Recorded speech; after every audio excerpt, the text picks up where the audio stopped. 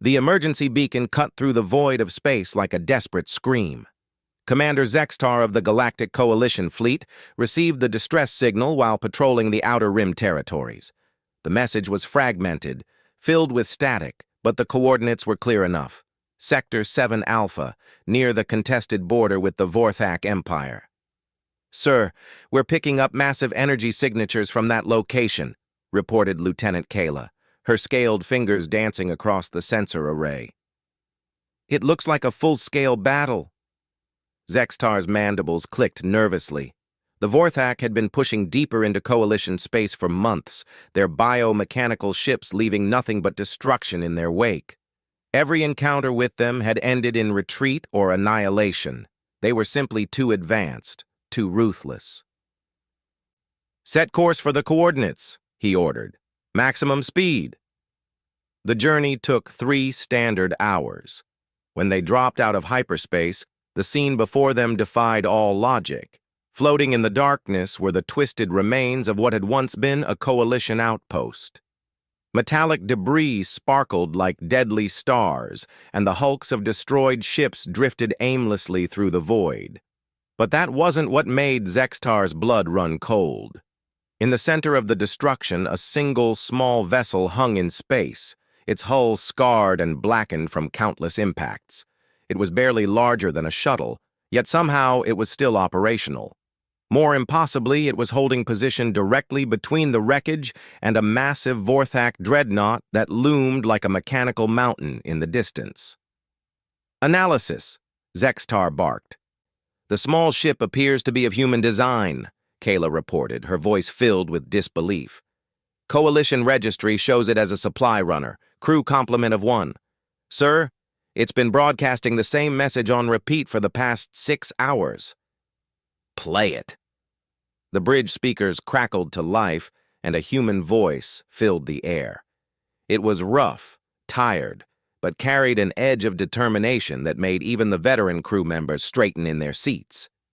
"This is Captain Sarah Chen of the supply vessel Defiant Hope.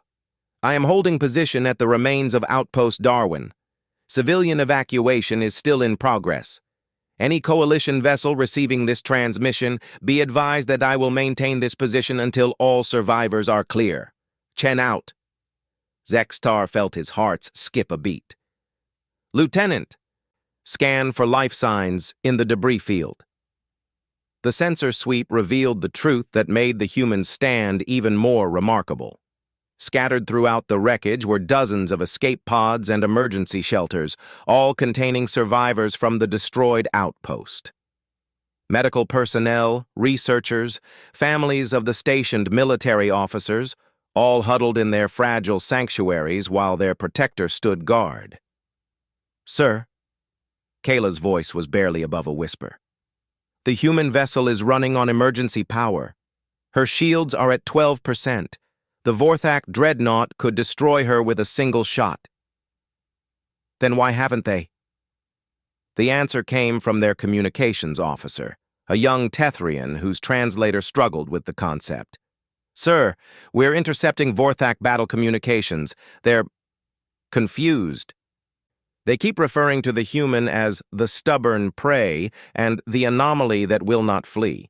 Their tactical computers cannot understand why she hasn't retreated." Zextar studied the tactical display. The situation was clear to any military mind. The human should have run the moment the Vorthak dreadnought arrived. Her ship was outgunned by a factor of 1,000 to 1. She had no reinforcements coming, no tactical advantage, no hope of victory. Yet there she remained, a tiny speck of defiance against an enemy that had conquered entire star systems. "Open a channel to Captain Chen," he ordered. The response was immediate. The view screen flickered to life, revealing a human female who looked like she had been through hell. Her uniform was torn and stained. Her face bore the marks of exhaustion and stress. And there was a gash across her forehead that had been hastily bandaged. But her eyes burned with a fire that Zextar had never seen in any sentient being. "Coalition vessel, this is Chen. You need to get out of here now. The Vorthak will target you the moment you enter effective weapons range." Captain Chen, this is Commander Zextar. We're here to assist with the evacuation. What's your status? Chen's laugh was bitter. Status? I'm sitting in a supply runner that's held together by prayer and duct tape, facing down a ship that could glass a planet. But I've got 47 souls depending on me, and I'll be damned if I'm going to let those metal nightmares get their claws on them. The tactical officer's alarm chimed. Sir, the Vorthak vessel is powering weapons. They're moving closer. Through the view screen, Zextar watched Chen's jaw tighten. Looks like playtime's over. Commander, you've got maybe 10 minutes before they decide I'm not worth the entertainment anymore. Get those people out of here. Captain, with all due respect, you're outnumbered and outgunned. There has to be another way. Chen's smile was grim. Sometimes there isn't another way, Commander. Sometimes you just have to hold the line because it's the right thing to do. My grandfather used to tell me stories about soldiers who held impossible positions against impossible odds. Guess it's my turn to find out what they were made of. The channel closed before Zextar could respond. On the tactical display, he watched as the tiny human vessel adjusted its position, interposing itself more directly between the Vorthak dreadnought and the scattered escape pods. The move was suicidal, but it bought precious seconds for any rescue operation. Sir, Kayla called out urgently, Vorthak weapons are fully charged. They're targeting the human vessel.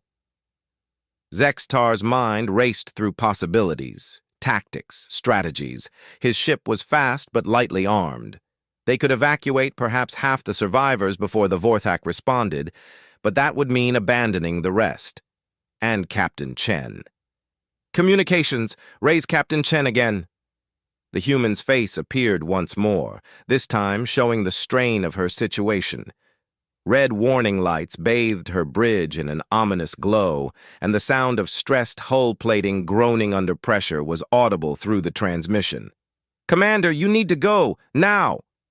Captain, we could take you aboard. You've done enough. For the first time. Anger flashed in Chen's eyes.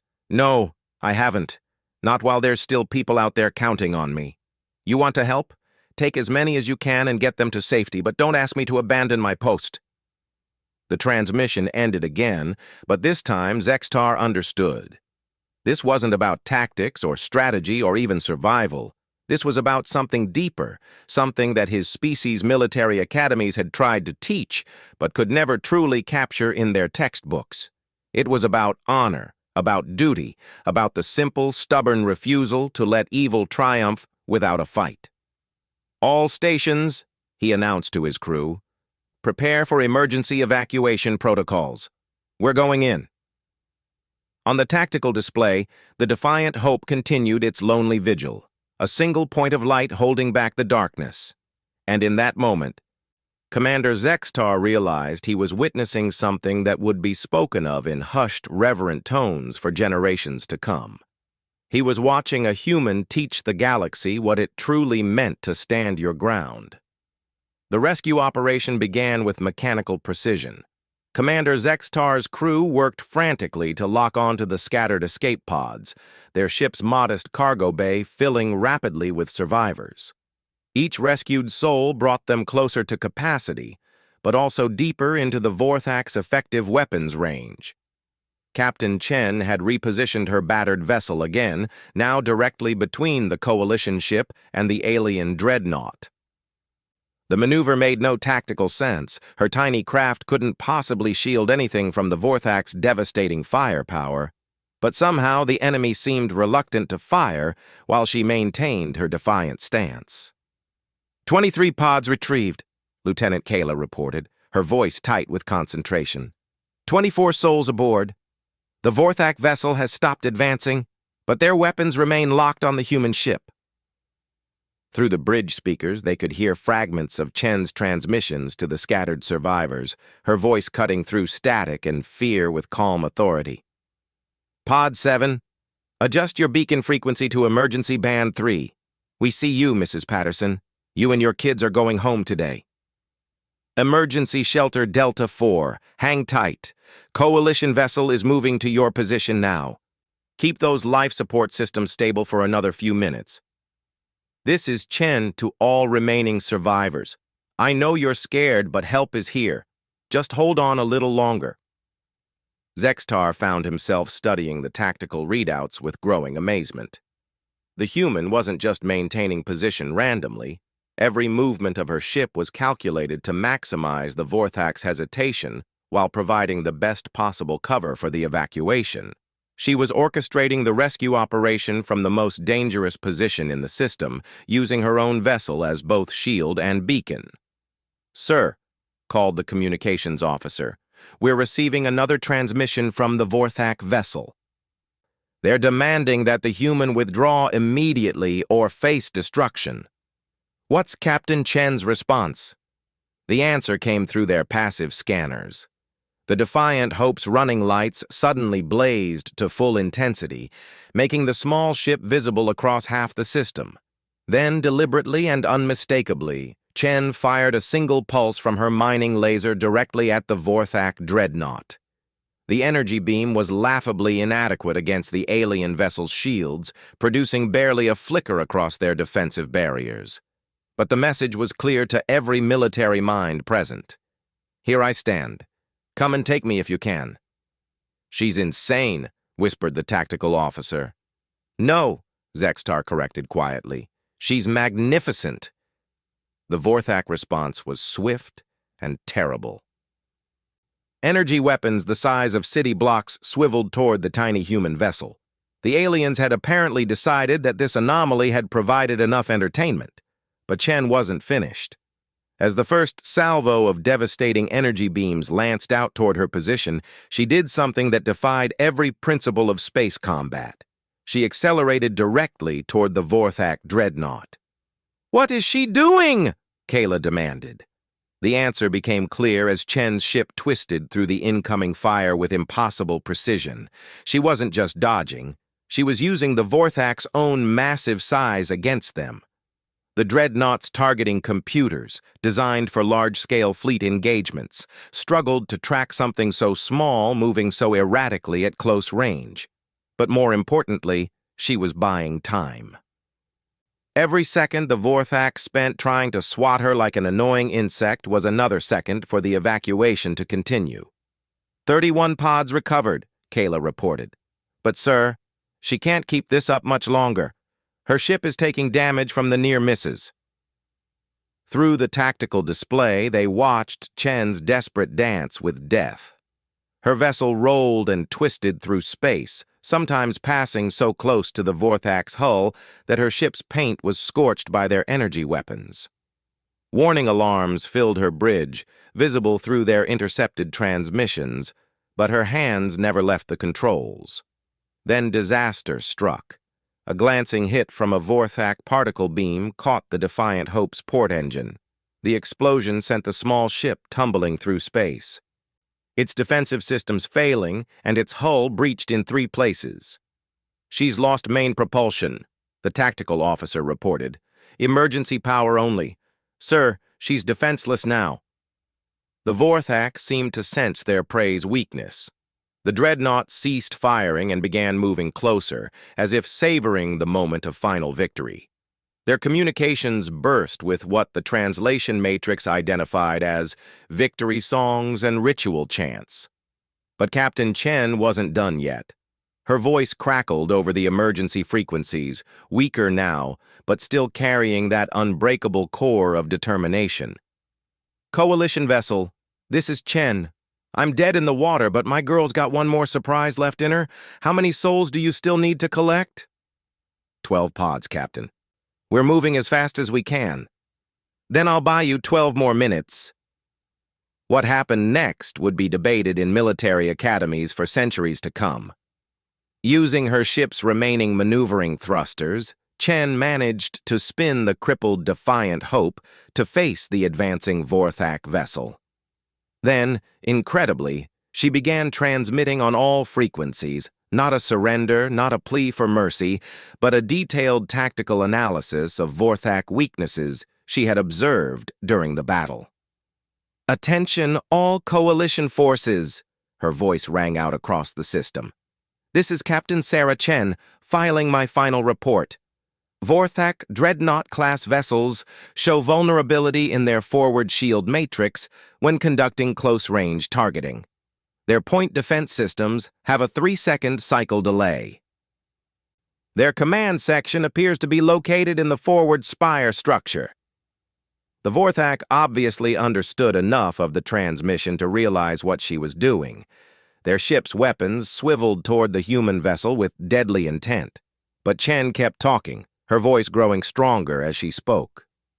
The survivors in Pod 15 include Dr. Maria Santos, whose research on quantum shield harmonics could revolutionize our defenses. Pod 22 contains the Harrison family. The kids want to be explorers when they grow up. Pod 35 has Engineer Thompson, who figured out how to improve our life support efficiency by 30%. She wasn't just buying time anymore, she was reminding everyone listening that this wasn't about military strategy or territorial disputes. It was about people. About futures that deserve to exist. About children who should have the chance to grow up and explore the stars. 11 pods remaining, Kayla whispered.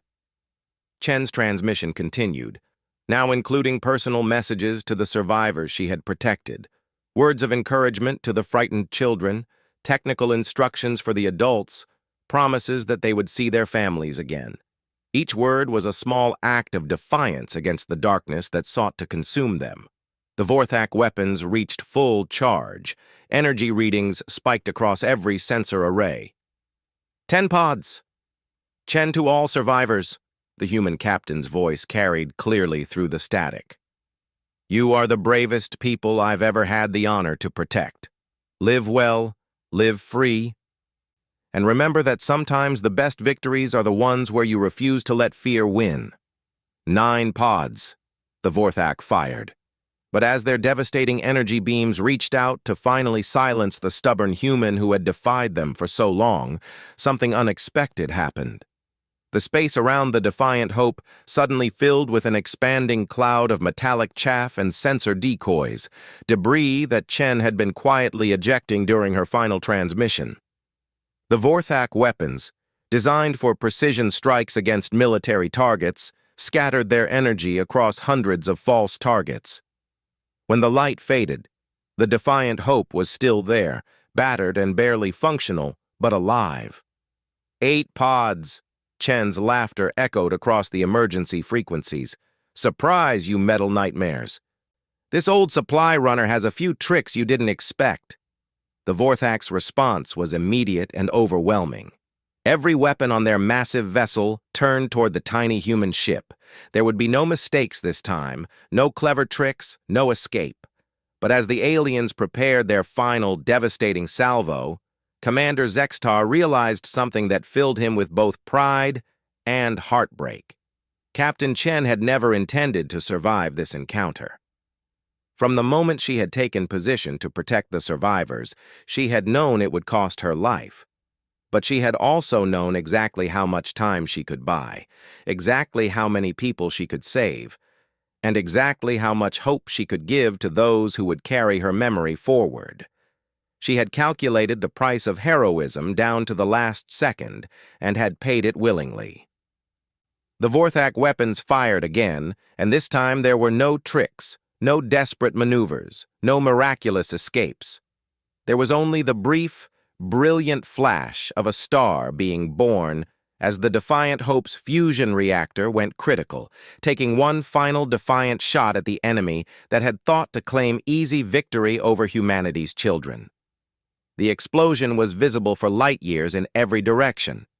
When the Defiant Hope's reactor went critical, it released more energy than some stars produced in a month. The blast wave hammered the Vorthak dreadnought, overwhelming their shields and sending the massive vessel tumbling through space like a broken toy. Commander Zextar watched in stunned silence as debris from both ships scattered across the void. The human captain had somehow managed to position her reactor breach to inflict maximum damage on her enemy, while minimizing the danger to the rescue operation. Even in death, Sarah Chen was still protecting her people. Final pod retrieved, Lieutenant Kayla reported. her voice heavy with grief. "All survivors are aboard." The tactical display showed the Vorthak dreadnought limping away from the battlefield, its hull cracked and systems failing. The aliens who had seemed invincible just hours ago were now fleeing from the ghost of a supply runner and the memory of a woman who had refused to surrender. "Sir," the communications officer called out shakily, "we're receiving multiple transmissions from across the sector. Word of the engagement is spreading. Coalition vessels are moving to intercept the damaged Vorthak ship." Zextar nodded absently, his attention focused on the expanding debris field where Captain Chen had made her last stand. Among the wreckage, something caught his eye. A small object tumbling slowly through space, its hull scarred but intact. "Kayla, identify that object." The sensor sweep revealed what appeared to be an emergency beacon, heavily damaged but still broadcasting. As they moved closer, the message became clear. It was Captain Chen's personal log, automatically ejected when her ship's destruction became inevitable. "This is Captain Sarah Chen. Final entry. If anyone finds this recording, know that the 47 souls we saved today represent something the Vorthak will never understand. They represent hope. They represent the future. They represent the idea that some things are worth dying for." The recorded voice was calm, matter-of-fact, as if Chen was discussing routine supply manifests rather than her own impending death. "I want the families of Outpost Darwin to know that their loved ones fought bravely to the end. I want the Coalition to know that humanity stands ready to hold the line, wherever that line needs to be drawn. And I want the Vorthak to know that they picked a fight with the wrong species." There was a pause in the recording, filled with the sound of alarms and the groaning of stressed metal. "To whoever takes over my route, remember that every supply run matters. Every spare part delivered, every medical supply transported, every message carried between the stars, it all matters. We're not just moving cargo. We're keeping hope alive." Another pause, longer this time. "Mom, Dad, if this somehow reaches Earth, I hope you understand why I couldn't come home. Some fights choose you, and when they do, you don't get to walk away.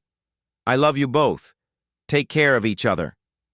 The final part of the message was interrupted by explosions and the sound of failing systems, but Chen's voice remained steady.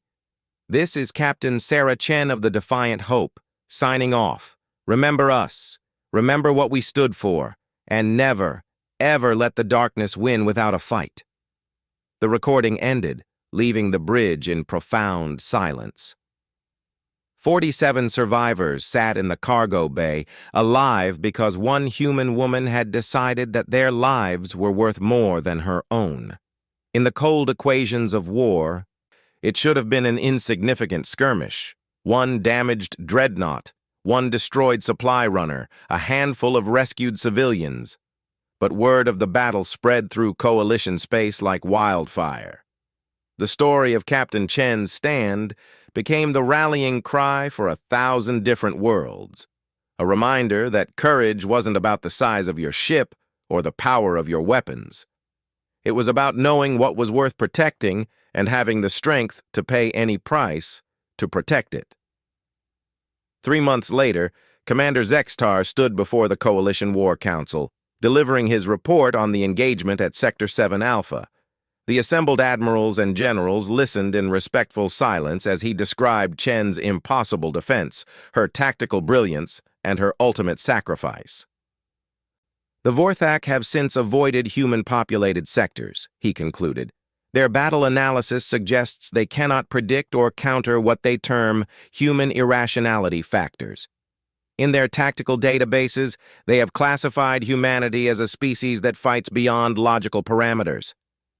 Admiral Thorne, an elderly Centaurian whose own species had once been conquered by the Vorthak, leaned forward. "Commander, in your professional opinion, what impact will this incident have on the war effort?" Zextar thought of Captain Chen's final transmission, her calm voice in the face of certain death. "Sir, I believe we have found something the Vorthak fear more than our weapons or our numbers. They fear our refusal to accept defeat. They fear the possibility that other species might learn to fight like humans fight, not just for victory, but for the principle that some things are more important than survival. The room buzzed with quiet conversation as the implications sank in. For the first time since the war began, coalition forces had something their enemy could not counter with superior technology or tactical analysis. They had inspiration.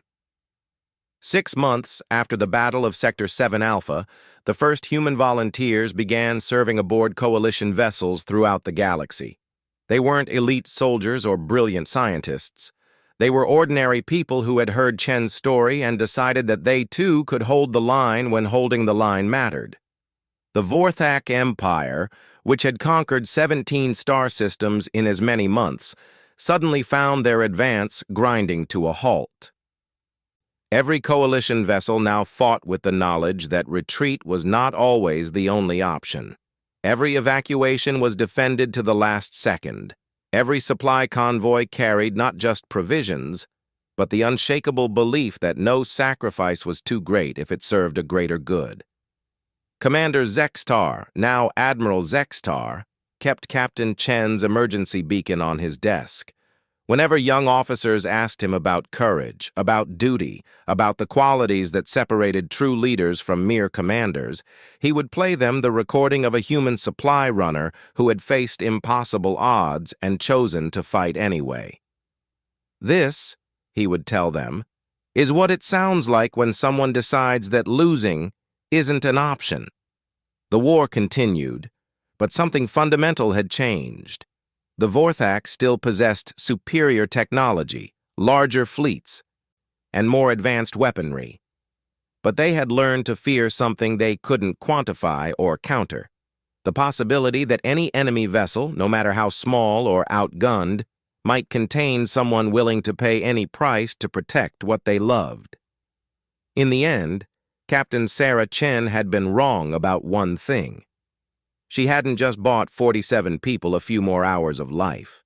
She had given an entire galaxy a reason to believe that heroes weren't born in military academies or forged in advanced training facilities. Sometimes they were just ordinary people who decided that extraordinary circumstances called for extraordinary courage. And sometimes that was enough to change the course of history. The defiant hope was gone, but her legacy lived on in every coalition vessel that refused to yield, in every rescue operation that succeeded against impossible odds, and in every young officer who learned that the difference between victory and defeat wasn't always measured in firepower. Sometimes it was measured in the simple, stubborn refusal to let evil triumph without a fight. The stars themselves seemed brighter now, as if lit by the memory of a woman who had shown the galaxy what it truly meant to hold the line. And in the vast darkness between worlds, where courage was often the only light available, Captain Sarah Chen's final stand continued to burn like a beacon for all who would follow in her wake. The Vorthak had thought they were fighting a supply runner. They had discovered they were fighting the very soul of humanity itself. And they had learned, too late, that some battles are won not by superior force, but by superior spirit. The front had been held, the line had been drawn, and losing, as Captain Chen had proven beyond all doubt, was never really an option at all.